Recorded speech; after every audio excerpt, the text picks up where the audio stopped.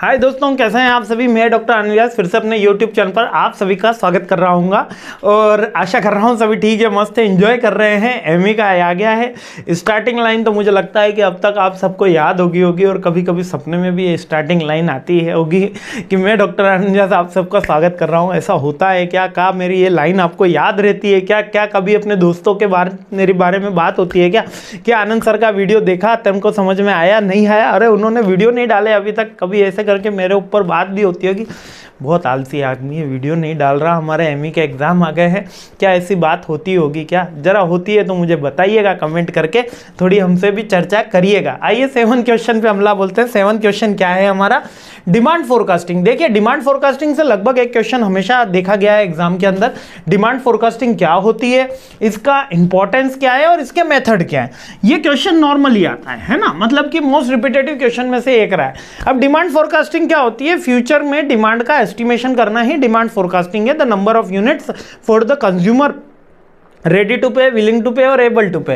तो demand forecasting एक crucial aspect होता है जिससे हम प्रिडिक्ट करते हैं फ्यूचर के बारे में। तो इसका इंपॉर्टेंस क्या है? अगर मेरे को पता चल जाएगी कि मेरे को कितने यूनिट की डिमांड मार्केट में आने वाली है, तो मैं बेटर इन्वेंट्री कंट्रोल कर सकूंगा, बेटर रिसोर्स अलोकेशन कर सकूंगा, बेटर प्लानिंग कर सकूंगा, बेटर कोऑर्डिनेशन करूंगा, रॉ मटेरियल की अवेलेबिलिटी बढ़िया होगी, फाइनेंशियल यूटिलाइजेशन बढ़िया होगा, है ना, और मैं कॉम्पिटिटिव एडवांटेज भी होगा मेरे को मार्केट के अंदर, सस्टेनेबल ग्रोथ होगी। यही सारे के सारे पॉइंट है। ऑप्टिमाइज प्रोडक्शन लिख दिया, बजटिंग हो गई, मार्केटिंग के ऊपर जो सेल्स स्ट्रेटजी है वो भी डिफाइंड हो जाएगी, सप्लाई चेन में का मैनेजमेंट हो जाएगा।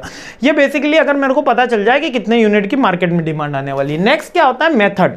मेथड दो ही तरीके के हैं, एक क्वांटिटेटिव और एक क्वालिटेटिव। यूजुअली जो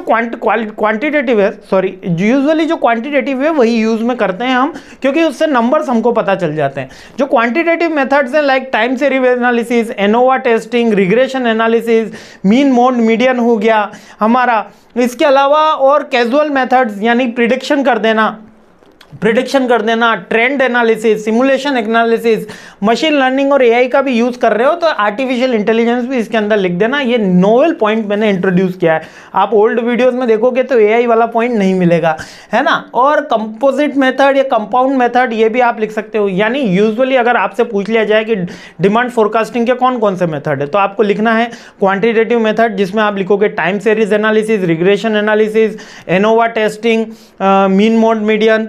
इसके बाद आप लिखोगे फोरकास्टिंग में प्रिडिक्शन करना, prediction through their experience, trend analysis, mean mode median में एवरेज आ गया है ना, सिंपल एवरेज और वेटेड एवरेज वो उसके अंदर दोनों ही आते हैं। इसके अलावा मशीन लर्निंग ये भी लिख सकते हो, ठीक है। तो ये नॉर्मल से पॉइंट है, लेकिन बहुत इंपॉर्टेंट पॉइंट है कि डिमांड फोरकास्टिंग करते कैसे कैसे हैं, इसकी इंपॉर्टेंस क्या है और इसका मीनिंग क्या है। ये तीनों क्वेश्चन बहुत ही आसान है और एग्जाम में पूछे जाते हैं, अच्छे थ्योरी के क्वेश्चन है, तो एक बार इसको अच्छे से और देख लेना। चलिए अगले वीडियो में हमला बोलते हैं और अपनी ये सीरीज आगे बढ़ाते हैं। जय हिंद।